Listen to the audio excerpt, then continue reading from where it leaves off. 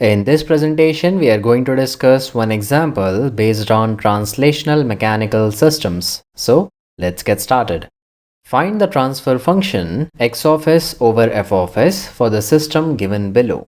One mechanical system is given to us, and if we observe this mechanical system carefully, we can see that there is a body of mass m which is connected with a spring and a damper, and the spring and the damper are connected to a fixed support.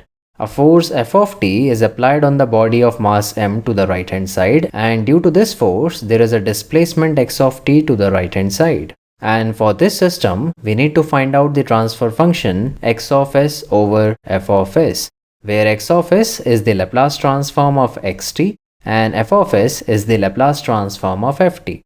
So I want you all to observe this mechanical system carefully, and then after that we will move on to the solution. So moving on to the solution, the basic approach to solve such problems is to draw the free body diagram of mass m.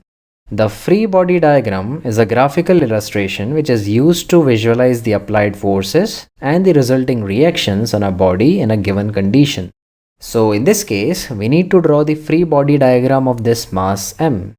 So let us consider this body of mass m separately, and now we will analyze the forces applied and their reactions on this body. So if we observe this mechanical system carefully, we can see that the force Ft is applied on the right hand side, and due to this there is a displacement xt to the right hand side. Now what will happen if this body of mass m moves to the right hand side? Yes, we can see that the spring and the damper are fixed from one end to this body. So if this body moves to the right hand side, the spring and this damper will also start moving to the right hand side. But at the same time, the spring will try to regain its original position by applying an opposing force to the left hand side. Similarly, this damper will try to oppose the relative motion by applying an opposing force to the left hand side. The force of spring will be directly proportional to the displacement xt, and the opposing force of this damper will be directly proportional to the velocity of the system. So the first force is the restoring force of the spring. The restoring force of this spring which will act to the left hand side, and it is equal to k multiplied with xt. We know that the restoring force of spring is k multiplied with the displacement, and the displacement in this system is xt. So it will be equal to k multiplied with xt. Now moving on to the second force, which is the opposing force due to friction. So it will be equal to b multiplied with dxt over dt. The coefficient of friction is equal to b and the displacement is equal to xt. So the velocity of this system to the right hand side will be dxt over dt, and that's why the opposing force due to friction is equal to b multiplied with dxt over dt. There is one more force which is acting on the left hand side. If we try to move this body of mass m to the right hand side by applying this force f of t, the mass m of this body will try to oppose the change in its position, and this opposing force will be directly proportional to the acceleration caused in this body. So we will call this force as the force due to acceleration, and it is equal to m multiplied with d square x of t over dt squared. We know that the displacement in this system is xt, and hence the acceleration will be double derivative of displacement with respect to time. Now we know all the opposing forces which are acting on this body of mass m, and we are now in a position to draw the free body diagram. So the first force acting on this body is the applied force, which is Ft, and it is applied to the right hand side. So we will have a force Ft which is applied to the right hand side. And due to this, there is a displacement in this body of mass m to the right hand side, and the displacement is xt, which is given in the example. Now due to this force Ft which is applied in the right hand side, the first opposing force is the restoring force of spring, which is equal to k multiplied with xt. So we will have a force k multiplied with xt which will act to the left hand side. Since this force is an opposing force, so if this force Ft is towards the right hand side, this will act towards the left hand side. Similarly, the second opposing force is the opposing force due to friction, which is equal to b multiplied with dxt over dt. So we will have the opposing force of friction to the left hand side, which is b multiplied with dxt over dt. In the same way, the third opposing force is the force due to acceleration. This is the opposing force of this body due to its own mass, which resists the change in its original position, and it is equal to m multiplied with d square x of t over dt squared. So we will have an opposing force which will again act to the left hand side, which is the force due to acceleration, and it is equal to m multiplied with d square x of t over dt squared. So these are the total number of forces that are experienced by the body of mass m, and hence we can say that this is the free body diagram of mass m. We will now use this free body diagram in order to calculate the equation of motion.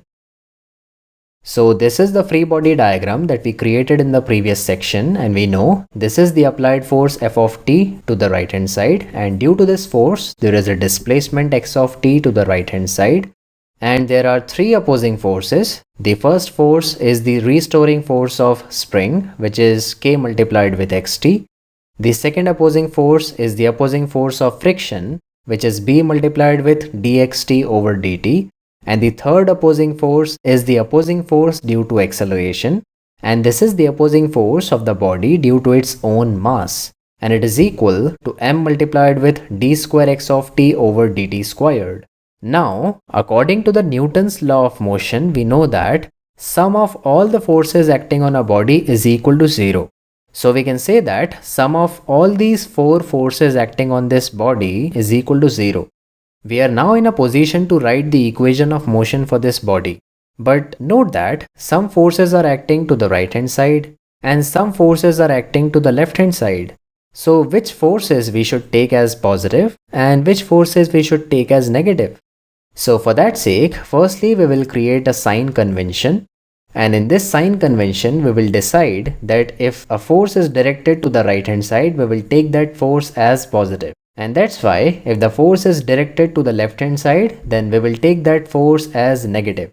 Similarly, if a force is going upwards, then we will take that as positive, and if a force is going downwards, then we will take that force as negative. We will use this sign convention in solving all the problems of translational mechanical systems. Now using this sign convention, we can see that this force f of t is directed to the right hand side.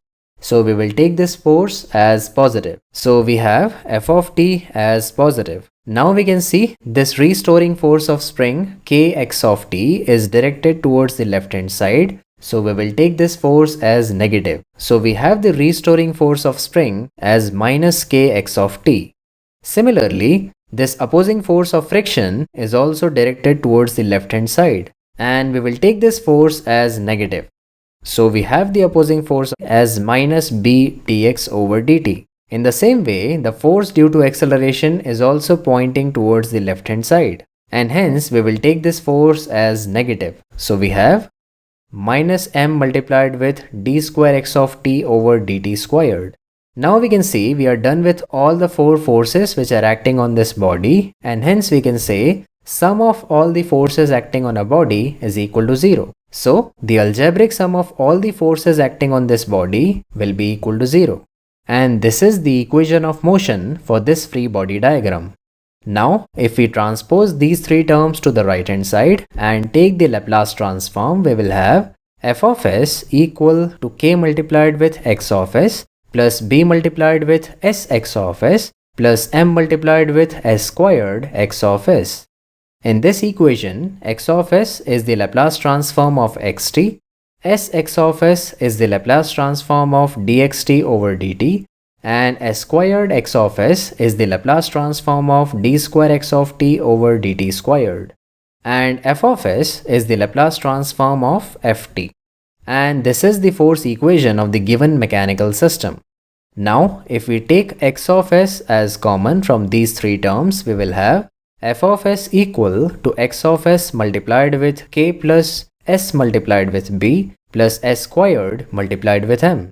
Now in this example, we were asked to find out the transfer function x of s over f of s. So if we take the ratio x of s over f of s, we will have x of s over f of s, which is the transfer function of the given mechanical system, equal to 1 over m multiplied with s squared plus b multiplied with s plus k.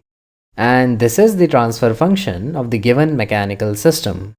I hope you got this. This was a basic problem. We will take some more conceptual problems in the upcoming lectures. As of now, we are done with this lecture. Thank you for watching this lecture. I'll end this one here. See you in the next lecture.